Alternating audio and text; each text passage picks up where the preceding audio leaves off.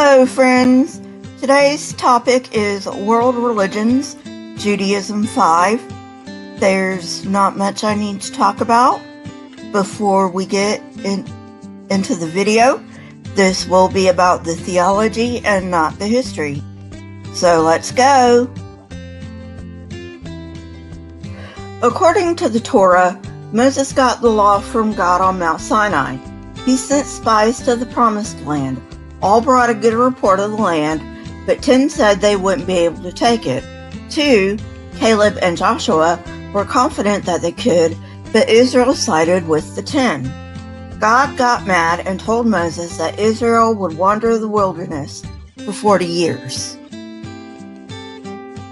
Of that generation, God said that only Joshua and Caleb would enter the Promised Land. In its present form, the Jewish scriptures contain 24 books divided into 3 parts: Torah, or the law, consisting of Genesis through Deuteronomy; the Nebi'im, or prophets, Joshua, Judges, Samuel, Kings, Isaiah, Jeremiah, Ezekiel, and the 12 minor prophets; and the Ketubim, Psalms, Proverbs, Job, Song of Solomon, Ruth, Lamentations, Ecclesiastes, Esther, Ezra, Nehemiah, Chronicles, and Daniel. The Torah is the most important part of Jewish scriptures, whose authorship is traditionally ascribed to Moses. However, the collection, as it appears today, was compiled over a period of 600 to 700 years.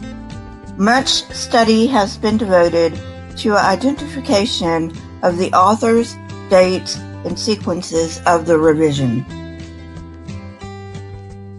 Consensus is that there were at least 4 sets of revisions. By 400 BCE, the version of the Torah we have today gained the status of scriptures. Many works were believed to have been written by prophets and thus won a place in Jewish tradition. The Nebi'im does not have the same authority as the Torah. Nevertheless, it attained status as scripture by 200 BCE.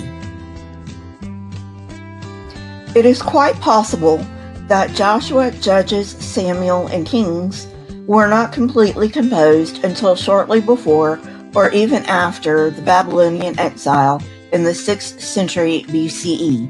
Virtually nothing is known about their authorship. The Ketubim contains poetic, proverbial, liturgical, and philosophical material written by unknown sages.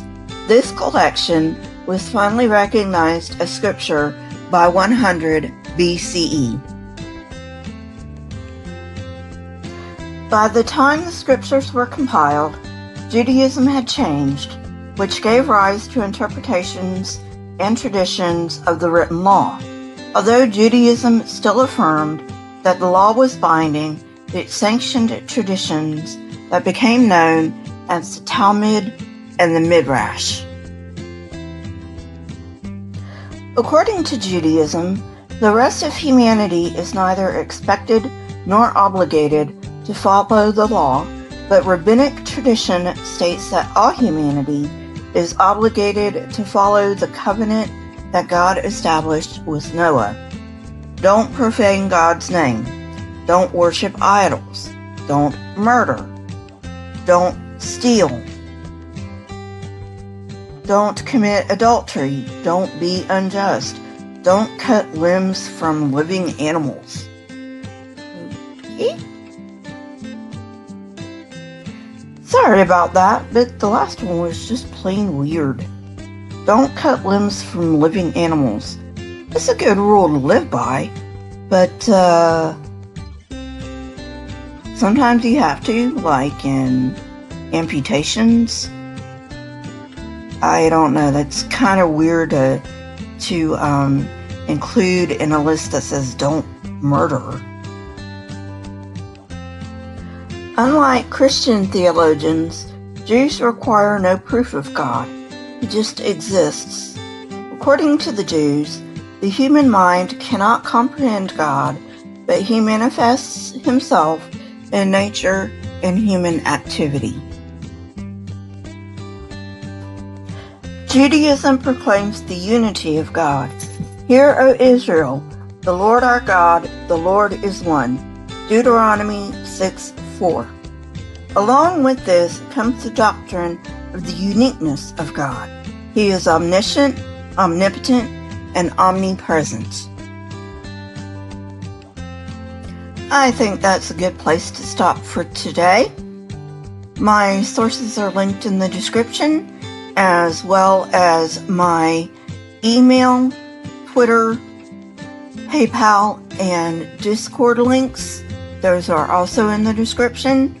Remember, I am now taking requests. You can leave those in the comments, as well as any comments that you may have. As always, I love hearing from you. Here are a couple of videos that I have selected from my library. If you have not watched them, go ahead and watch them and tell me what you think. Remember, question everything and never be afraid. And I will see you later, friends. Until next time, goodbye.